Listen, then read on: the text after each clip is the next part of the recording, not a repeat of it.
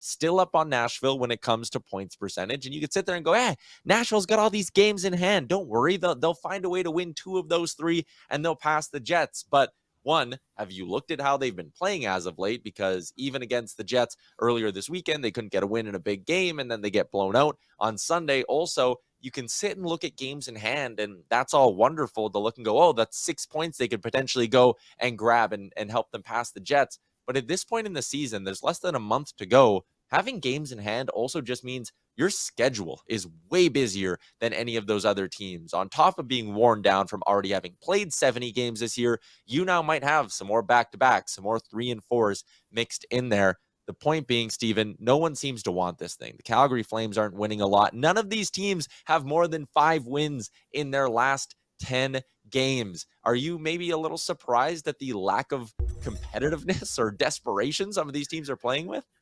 Well, if you told me that at this point Vancouver would be on a bit of a better run than like Winnipeg, Seattle, Calgary, Nashville, I don't, not sure I believe it.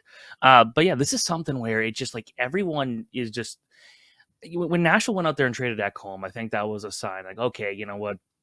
It's not going to be the year. I really had no faith in that team to begin with. So the fact they were still in this to begin with, to me, is solid, because like they kind of really relied on a great defenseman and a great goaltender last year. But if they're not out there, if you don't go and make those improvements, like if your top scorer is still a defenseman, that's not a good sign. And Saros hasn't been the same world-changing goalie we saw last year. But the one that's obviously more confusing to me, and I think it's good that Winnipeg has been able to go out there and get all those wins earlier in the season in the first half that put them in that spot where they do still have a bit of leeway to continue losing. But, you know, all it takes is just one really good run by Calgary to change things, or Nashville, again, winning those games. They got a couple games in hand, but they can lose all of them. They can lose all 3, and then it's pretty much just over at that point.